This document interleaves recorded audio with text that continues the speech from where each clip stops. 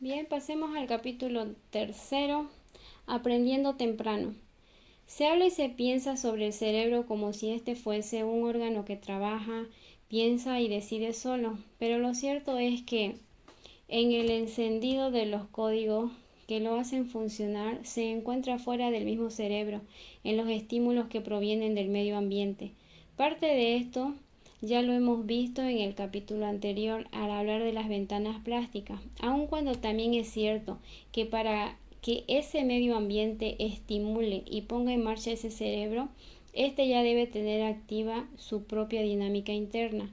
Para ver algo, no solo basta con tenerlo frente, hay que tener además la actividad interna, la emoción que permita verlo. Lo cierto es que el sistema nervioso, a los pocos días tras la fecundación, ya absorbe información de cuanto le rodea, sea de su posición en el útero materno, sea de cuánto hace o sufre la madre, estrés, reacciones emocionales, alimentación, tabaco. Es decir, en su propia construcción el cerebro ya aprende y cambia su configuración y se hace diferente a cualquier otro. Esa diferencia esta individualidad no solo se debe a la herencia específica recibida de los padres, a su vez genética y epigenética, sino también a la acción de esos otros factores producidos por la conducta de la madre y que acabo de señalar. Pero sin duda, las modificaciones más importantes se realizan tras el nacimiento. Por ejemplo, un niño con tan solo 42 minutos de vida es capaz de hacer coincidir de alguna manera gestos propios con gestos que le hacen, como sacar la lengua o abrir la boca.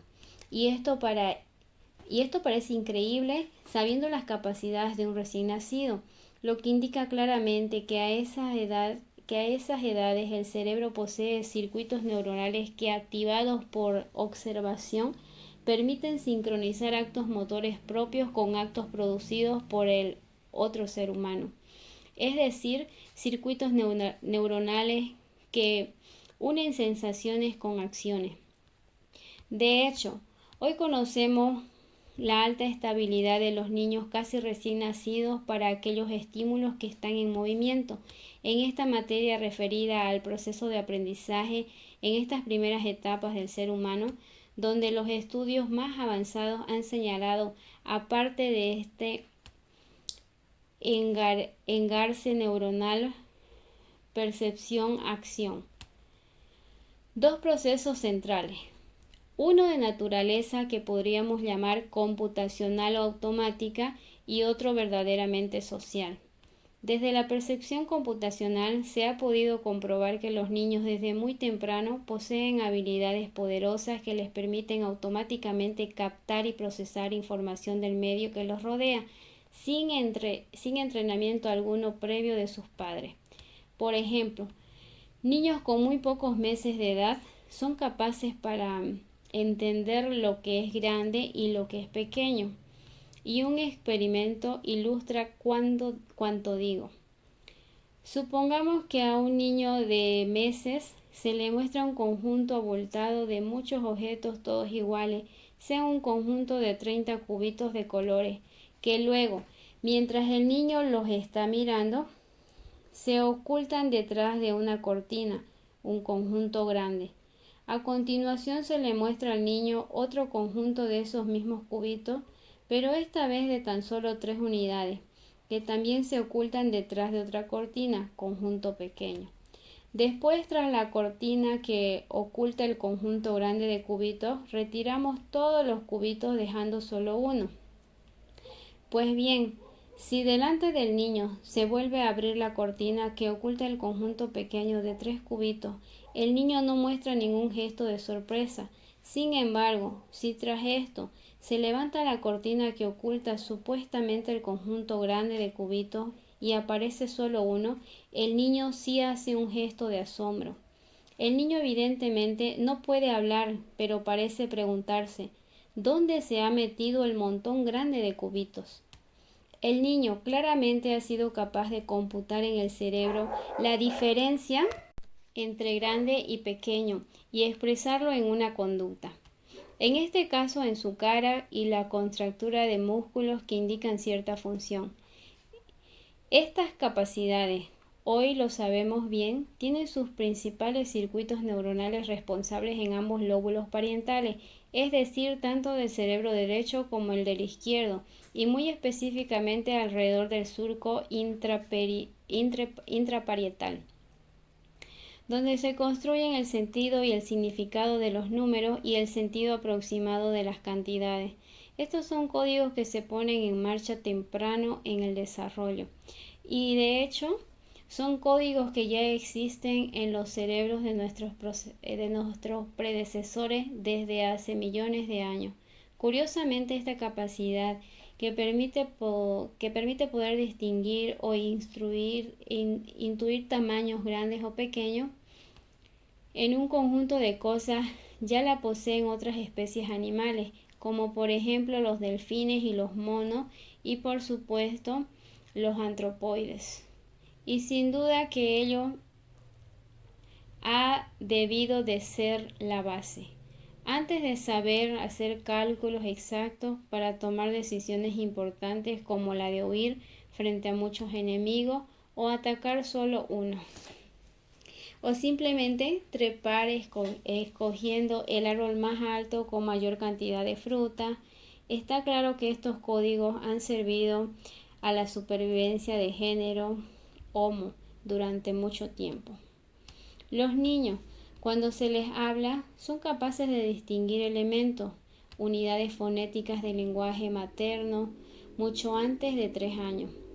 De hecho, los niños ya tienen la capacidad de comenzar a distinguir las palabras sueltas alrededor de los 6 meses y responder a la lengua materna de una manera específica entre los 9 a los 12 meses de edad. Es más, se ha indicado que niños americanos y japoneses que a los 7 meses discriminan entre los sonidos de las sílabas ra y la muy bien o bastante bien, cambiaron de forma radical al alcanzar los 11 meses.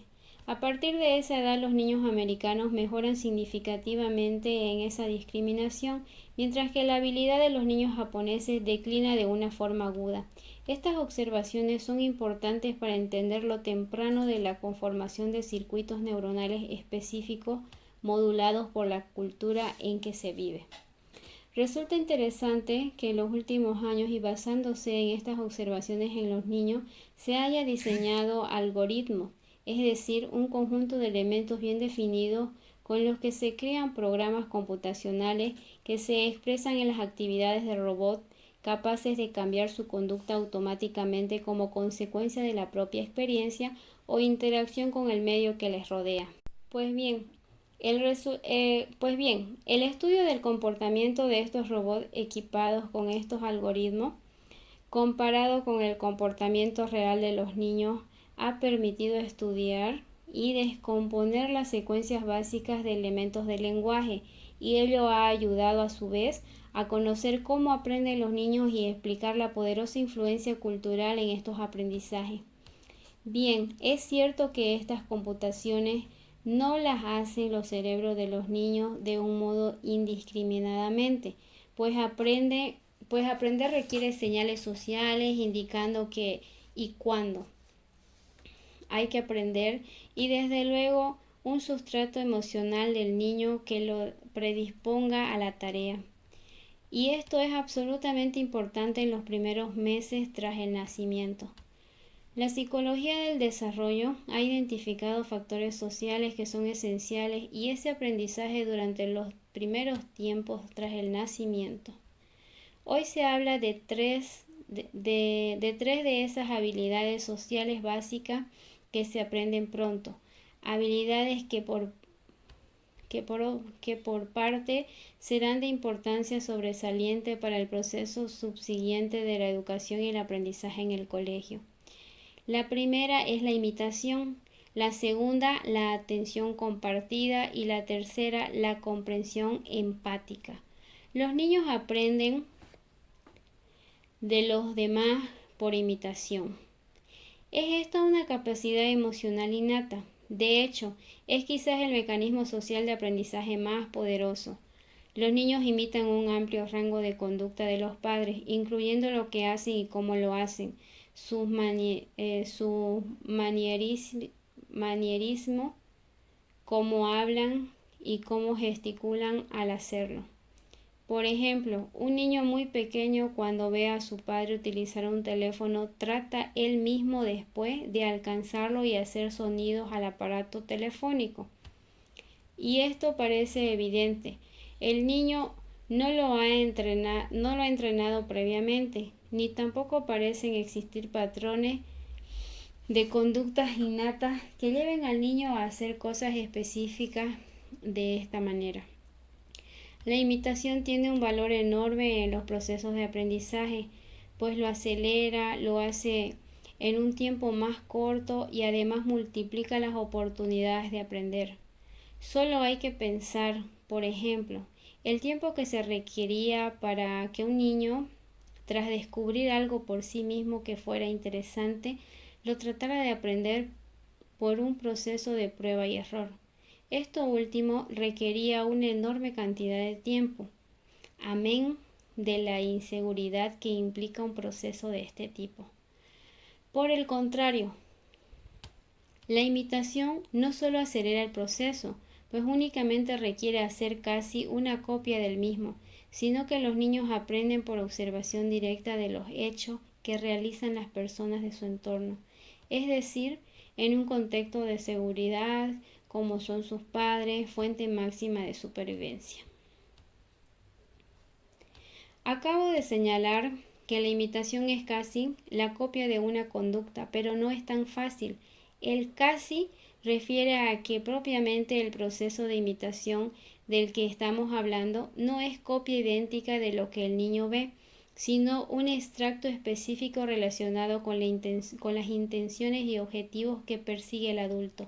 Por ejemplo, cuando un niño de 18 meses ve a alguien coger una taza, pero se le cae al suelo, lo que el niño entresaca de ello es principalmente el objetivo de coger la taza, puesto que el niño, cuando más tarde imita ese acto, no la deja caer al suelo tras cogerla. Y todavía más, en estos actos imitativos, aun siéndolo, son altamente discriminativos, pues al parecer los niños eligen quién, cuándo y qué imitar y utilizan no solo la imitación pura y pasiva, sino que al imitar autodescubren nuevos modos de resolver otros problemas. Atención compartida quiere decir dos personas mirando un mismo objeto o evento, y este fenómeno se ha encontrado que es una base importante para la comunicación y el aprendizaje de todo aquello que sucede en el entorno del niño. Por ejemplo, los niños pequeños en la mitad de su primer año de vida ya miran con más frecuencia en la dirección en que lo hace un adulto cuando vuelve la cabeza para observar cosas en su campo de visión. Es este un mecanismo y un proceso que une adultos y niños pequeños y les hace compartir el mundo de la percepción de un mismo objeto o de persona, lo que facilita el aprendizaje no solo de significado, sino el aprendizaje de las palabras y la comunicación social. A este respecto hay experimentos muy interesantes. Por ejemplo, en una habitación se sientan en una mesa, uno frente al otro, un niño de 1 año y un adulto, y a un lado de la mesa hay dos objetos idénticos, es decir, dos objetos que tienen la misma capacidad de estimular la curiosidad, con cierta distancia entre ellos, pero ambos al alcance de la vista de los dos. Si tras mirarse uno a otro, niño y adulto, de pronto el adulto gira la cabeza y mira hacia uno de los objetos, el niño inmediatamente vuelve también la cabeza y mira hacia ese mismo objeto, el que está mirando el adulto. Es más, hay experimentos mostrando que un niño se mueve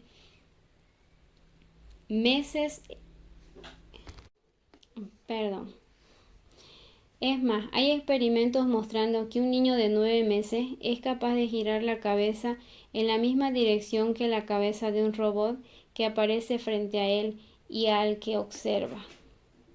En ese último caso, estudios meticulosos muestran que lo que hace el niño no parece obedecer solo a la curiosidad por el robot, sino que el giro de la cabeza del niño obedece propiamente al giro de la cabeza que hace el robot y lo que ello significa. Curiosamente, un poco más tarde, a los 12 meses, ya existe en el niño algo más allá de simplemente mover la cabeza imitando lo que hace el adulto, y se refiere al significado de la mirada misma. De modo que si una persona con los ojos abiertos se vuelve a mirar uno de los objetos que antes hemos mencionado, el niño mira también ese mismo objeto, pero, sin embargo, no lo hace si observa que el adulto cierra los ojos antes de que gira la cabeza. De modo que, aún volviendo el adulto la cabeza, el niño ya no sigue ese movimiento. Podrían aplicarse los conocimientos de cómo los niños aprenden en los primeros meses de esa manera tan rápida, eficiente y sin esfuerzo, es decir, sus bases cerebrales para mejorar la educación y el aprendizaje en los colegios en tiempos posteriores. Al menos los estudios actuales en este sentido se desarrollan poniendo énfasis en conocer cómo el niño aprende antes de entrar en la escuela tras los primeros años en el seno de la familia, cómo lo hace en la escuela y basándose en ello tratar de diseñar programas que puedan mejorar la enseñanza posterior. Por ejemplo, ya hay estudios de neurogene realizados con niños de 6 años que indican que las diferencias en las oportunidades de aprender que el niño haya tenido antes de entrar en el colegio se correlacionan con diferencias cerebrales que bien pudieran afectar el aprendizaje posterior en el propio colegio. En definitiva, la utilización de progresos educativos que potencian la interacción social desde muy temprano parece producir cambios positivos a largo plazo en los niños que facilitan todo el aprendizaje posterior y también el componente afectivo de la relación con los demás. Y la tercera habilidad social es la comprensión empática. La capacidad de sentir emociones y sentimientos es esencial en el proceso de maduración del cerebro humano y este tema es hoy central en los estudios más avanzados de computación y enseñanza acerca de cómo piensan los humanos. Hay experimentos que muestran que niños muy pequeños, mucho antes de pronunciar ninguna palabra, ya expresan conductas empáticas altruistas. Cuando un adulto simula una herida en un dedo y finge llanto ante un niño menor de 3 años, este tiende a acercarse al adulto para consolarlo con gestos empáticos. Por ejemplo, entregarle cosas que sean muy queridas para él, como lo puede ser quizás su propio osito de peluche. Lo mismo se ha visto en experimentos en los que si un robot simula llanto frente a un niño pequeño, éste se acerca igualmente a consolarlo. Sin duda, esta experiencia arranca de códigos profundos cerebrales que vienen heredados, aun cuando también son conductas que vienen moduladas por el entorno cultural.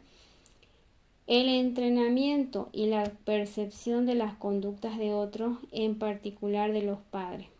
Es más, si estas relaciones son expresadas por los adultos frente al daño que sufre un niño, se convierten en juicios y emociones morales y en conductas morales. Descubrir los orígenes de las diferentes individualidades en este terreno de emoción, la empatía y la compasión es un tema central en la neurociencia que estudia el desarrollo social cognitivo de los seres humanos y su implicación para el aprendizaje y la enseñanza. Y en este capítulo de la emoción y la empatía en los niños, estamos empezando a ver su influencia esencial para aprender en el colegio.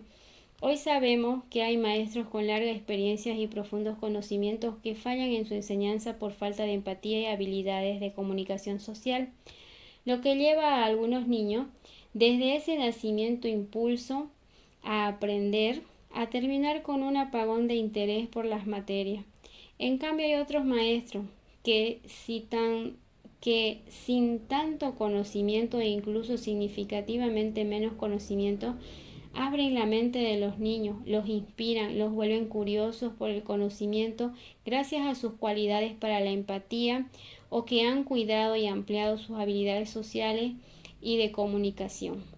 La empatía, pues, el acercamiento emocional, es la puerta que abre el conocimiento y con él la construcción de un buen ser humano.